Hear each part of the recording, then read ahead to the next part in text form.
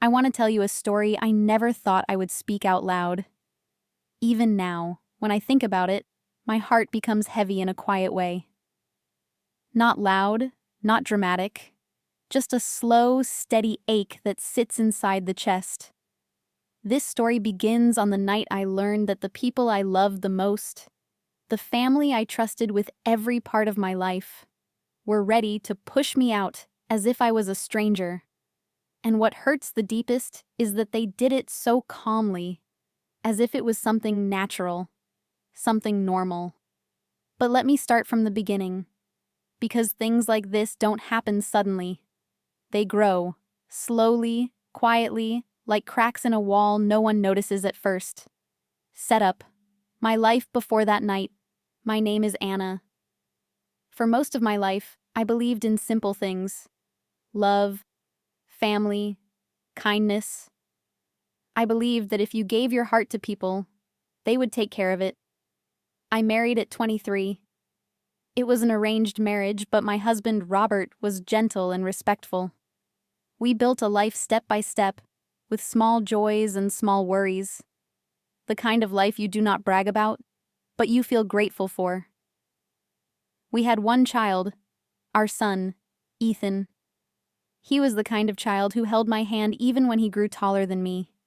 He shared everything with me. School stories, friendships, little dreams. I used to think, this is the kind of son mothers pray for. Years passed. He finished his studies, got a good job, and eventually got married. Her name was Emily.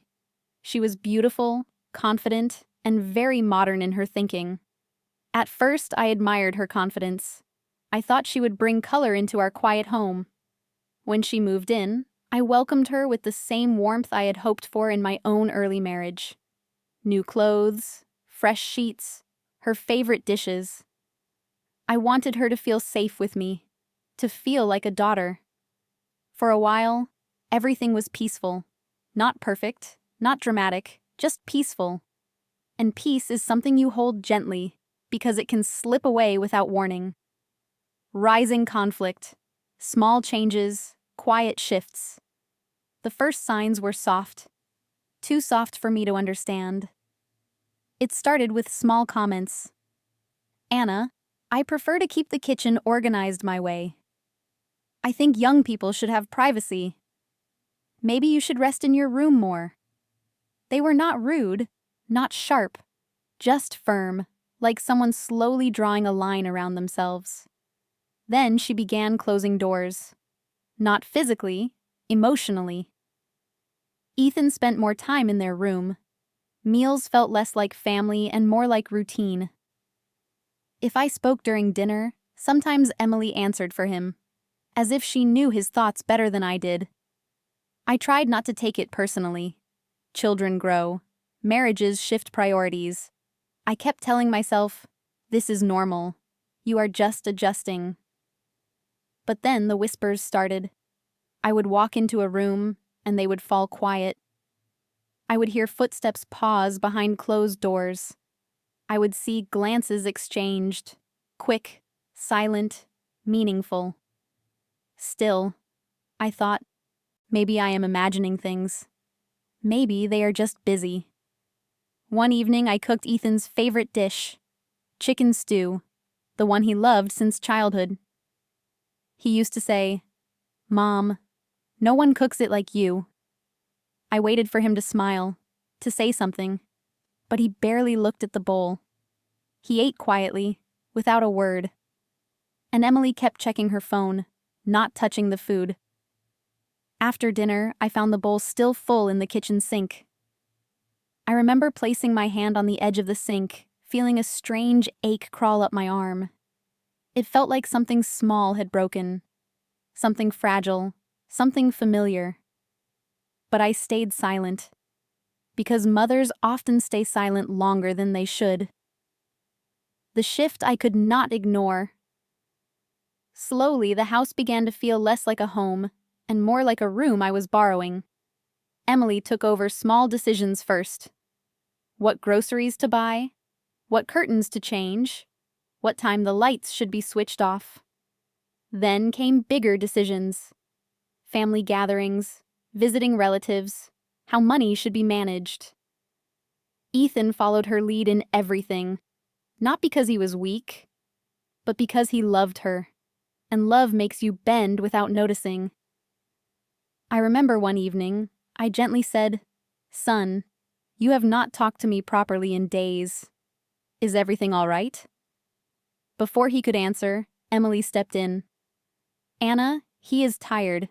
Please don't burden him with emotional questions." It felt like she placed a wall between us with just one sentence. And the worst part? Ethan said nothing. I went to my room that night and sat on the bed quietly. The house felt different, cold in a new way, lonely in a way that sat deep in my bones. It was the first time I wondered, am I becoming a guest in my own home? The turning point. The night everything changed. It was a Saturday evening. The air felt heavy, like something was waiting to happen. I finished my chores early and sat in the living room, hoping Ethan and Emily would join me. Maybe we could have tea together. Maybe we could talk like before. When they didn't come, I walked toward their room. The door was slightly open. Not enough to see clearly, but enough to hear. Emily's voice was low but sharp, like a whisper made of metal. "She is always here, always watching. I need my own space, Ethan. This is our house now." Ethan said nothing at first. Then he sighed, a long, tired sigh that broke something in me. "What do you want me to do?" he asked softly. Emily answered without hesitation. "Tell her to leave, politely, respectfully. But she has to go." For a moment, the world around me stopped. I couldn't breathe. I couldn't think. I stepped back quietly. Then I went to my room, sat down, and placed my hand on my forehead. A few minutes later, there was a knock. "Mom, can I talk to you?" He sat beside me, eyes lowered. "Mom, Emily thinks maybe it's better if you stay with Uncle for a while, just until things settle." I felt no anger, no loud pain, just a deep, calm sadness, as if my heart had finally stopped pretending. I placed my hand on his. "It's all right, son," I said softly. "I understand." His face relaxed, and that relief hurt more than anything.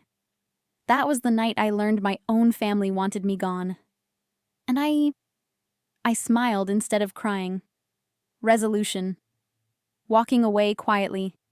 The next morning, I packed a few clothes, a few memories, and the box of Robert's photographs. Ethan helped me carry the bags. Emily stood behind him without looking at me. When I stepped outside, the sunlight felt too bright for my quiet sadness. "Call me when you reach," Ethan said. "I will, son," I replied. The door closed gently behind him, and I walked away. I went to my brother's house. He welcomed me with warm tea and open arms. "You're safe here," he said, and something inside me finally loosened. Healing days passed softly. I cooked small meals, watered plants, took slow walks, and learned how to breathe again. Some nights I cried. Some mornings I woke up reaching for a home that wasn't mine anymore.